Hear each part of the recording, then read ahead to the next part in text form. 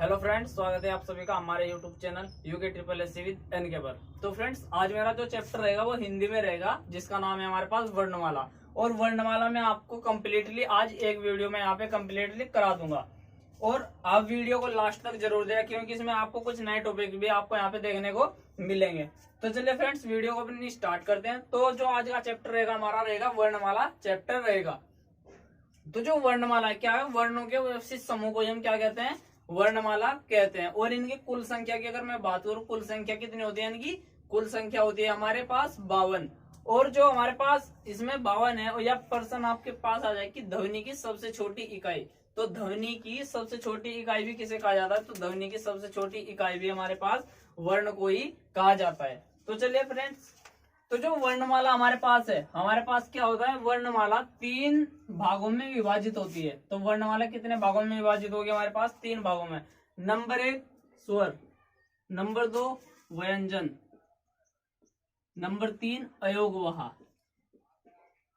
अयोगवाह, तो जो हमारे पास अयोगवाह होते हैं, अयोगवाह ऐसी, इसके जो अयोगवाह के वर्ण, अयोगवाह ऐसे वर्ण है जो ना तो स्वर में आते हैं और ना ही व्यंजन में। मतलब इसकी गिनती ना तो हम स्वर में करते हैं और ना ही व्यंजन में करते हैं। तो आपको मैं सभी बताऊंगा। और जो इनकी कुल संख्या की अगर मैं बात करूं, कुल संख्या, स्वर की कुल संख्या कितनी होती है हमारे पास?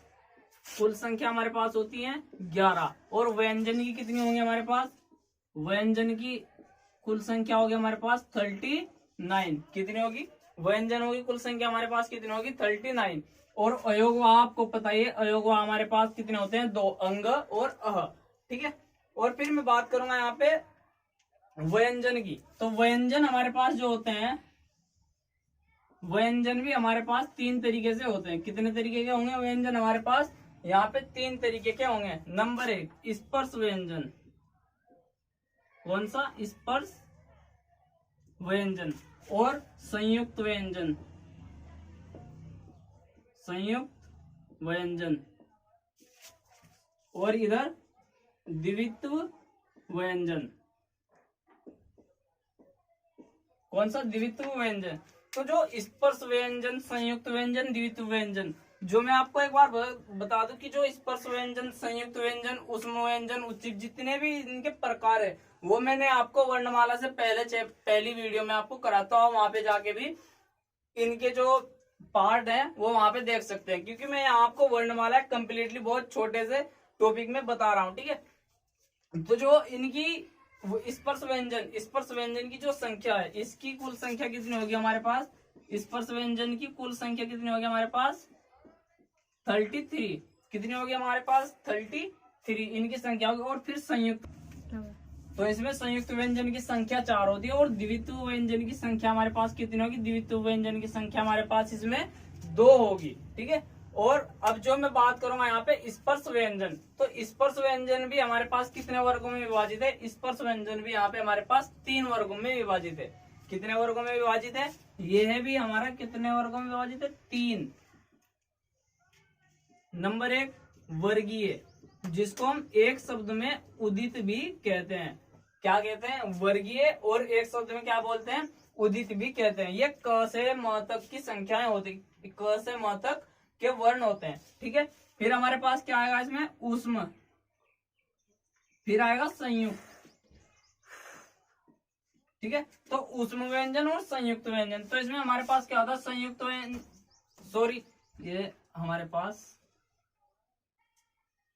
अंतिस्थ व्यंजन और ऊष्म व्यंजन।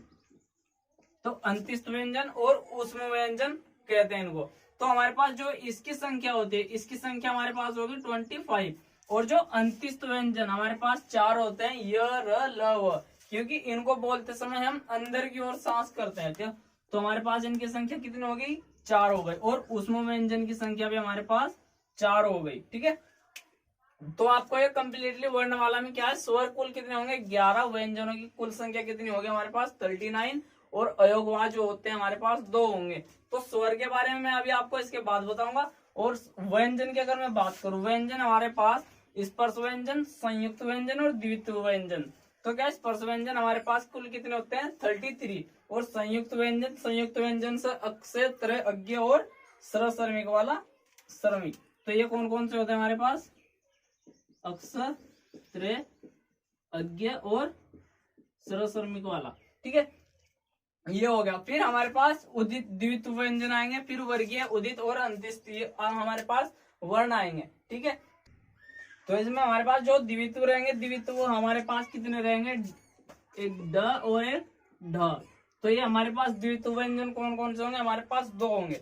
ठीक है, तो इनके बारे में आपको इसके बाद बताऊंगा। ठीक है, तो हमारे पास इसके बाद आएगा वर्ण, व्यंजन के बाद आएंगे हमारे पास स्वर। तो जो स्वरों की कुल संख्या होती है, स्वरों की कुल संख्या कितनी होती है हमारे पास, स्वरों की कुल संख्या होगी हमारे पास 11।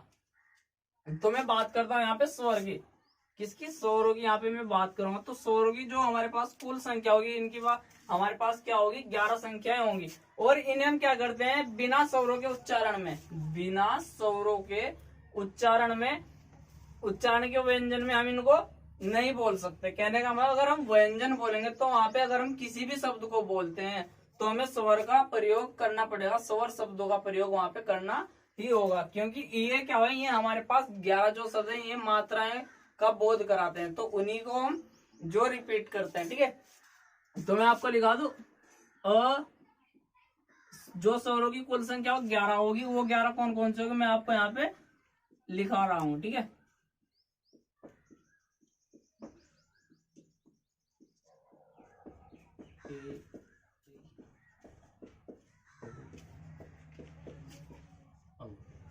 तो हमारे पास जो 11 वर्ण होंगे, तो कुल स्वरों की संख्या कितनी होगी, कुल स्वरों की संख्या हमारे पास यहाँ पे 11 होगी। और इन्हीं को क्या कहा, मूल अक्षर या मूल स्वर भी किसे कहा, मूल अक्षर, सॉरी मूल स्वर नहीं, मूल अक्षर। तो मूल अक्षर किसे कहा जाता है, मूल अक्षर भी इन्हीं 11 वर्णों को कहा जाता है। क्या कहा जाता है, इन्हें सबको क्या कहा जाता है, इन्हें सबको क्या कहा जाता है, मूल अक्षर। तो मूल अक्षर भी किन्हें कहा जाए, इन्हीं 11 वर्णों को कहा जाता है। और जो हमारे पास अ है, अ एक कैसा वर्ण है, एक शहीद वर्ण है। प्रश्न आपके पास आ जाए कि निम्न में से शहीद वर्ण को छांटिए, तो निम्न शहीद वर्ण कौन सा हमारे पास, अ एक कैसा वर्ण है, एक शहीद वर्ण है जो लगभग हर एक किसी शब्द के साथ जुड़ता है। ठीक है, तो हमारे पास स्वर भी आपके पास कंप्लीटली हो गए होंगे। अब मैं बात करता हूँ व्यंजन की, किसकी बात करूंगा मैं यहाँ पे, व्यंजन की यहाँ पे बात करूंगा।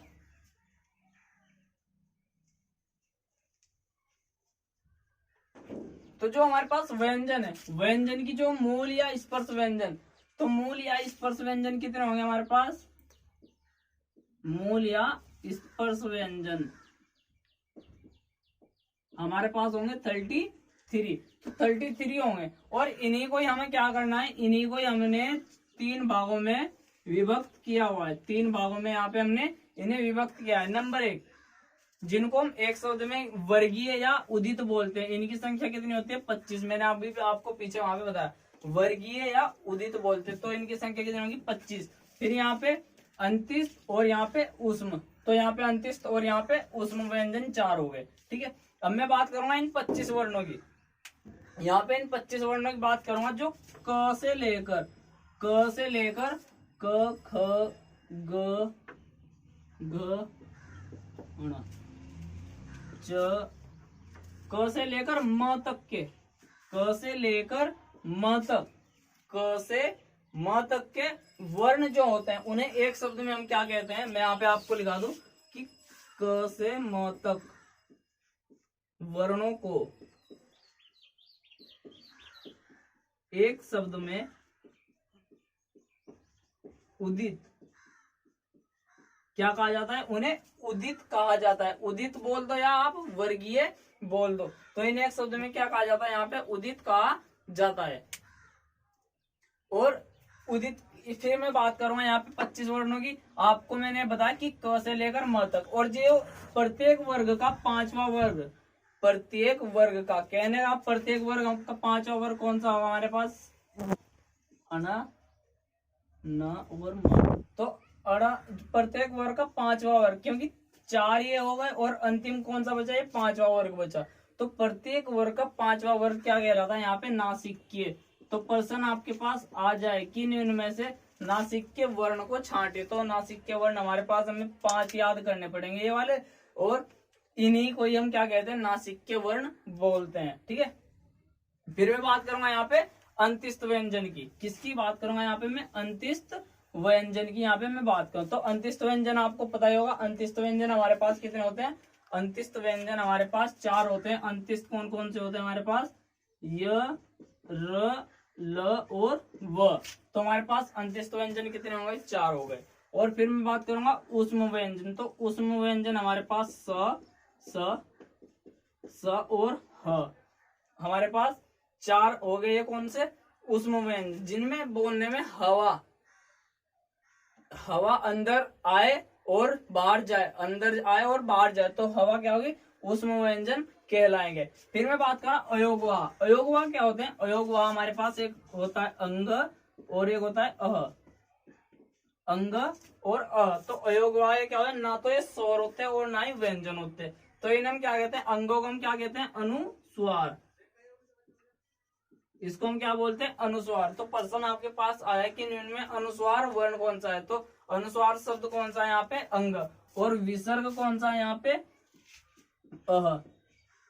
तो विसर्ग कौन सा है यहाँ पे? अह। क्या होगा? ये विसर्ग हमारे पास हो गया। और एक बात और बता दूं, फिर आपको दोबारा से रिपीट कर रहा हूँ कि जो इससे पहले जितने भी हमारे व्यंजन हमारे पास कुल 6 प्रकार के व्यंजन होते हैं, और उनको लेकर के मैंने अपनी पिछली वीडियो में आपको कराया हुआ कि व्यंजन भी मैंने वहां पे आपको कंप्लीट लगाई है। वीडियो में आपको एक छोटे से एक वीडियो में कंप्लीट करा दो, जिससे वर्णमाला ये वीडियो में आपको यहाँ पे, इसलिए इस चैप्टर को मैं आपको यहाँ पे करा रहा हूँ। ठीक है।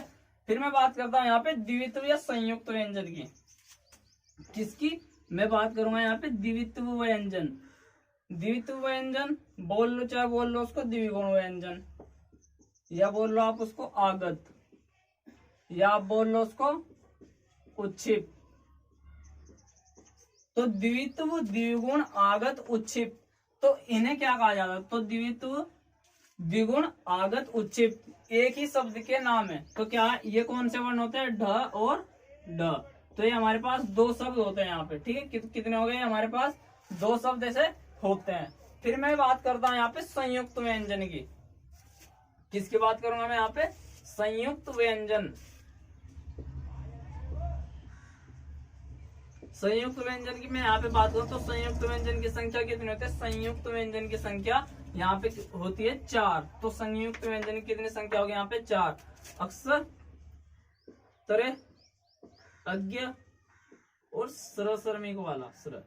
तो अक्सर इनकी क्या होता है? संयुक्त व्यंजन। जो 2 वर्णों के संयुक्त मेल से मिलकर बनते हैं उन्हें हम क्या कहते हैं? संयुक्त व्यंजन बोलते हैं। जैसे अक्षर को हम किस तरीके से तोड़ते हैं? आधा क, मतलब क के नीचे हलन और प्लस धन जमा स।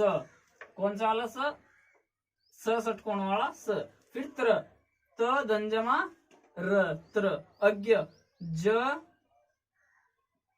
धन जमा अय, तो ज धन जमा अय। तो ये हमारे पास अज्ञ हो गया। स्र मतलब स धन जमा र, तो ये हो गया। तो ये हमारे पास कौन से? ये हमारे पास 4 कौन से हैं? ये संयुक्त व्यंजन कहलाते हैं। तो फ्रेंड्स, आपको जो वर्णमाला चैप्टर है, वर्णमाला चैप्टर आपको कम्प्लीटली यहाँ पे हो गया होगा। और आप इससे पहले मैं आपको एक बार और बोलूंगा कि आप इससे मेरे पिछले वाली वीडियो, जो इससे पहले मैंने वीडियो बनाई है वर्ण रचना की, तो आप वो वीडियो देखें, तो आपका वर्णमाला और इससे जितने भी हमारे टॉपिक है वो हमारे सब यहाँ पे क्लियर हो जाए। तो आप वीडियो को ज्यादा से ज्यादा लाइक, शेयर और चैनल को सब्सक्राइब जरूर करें। धन्यवाद।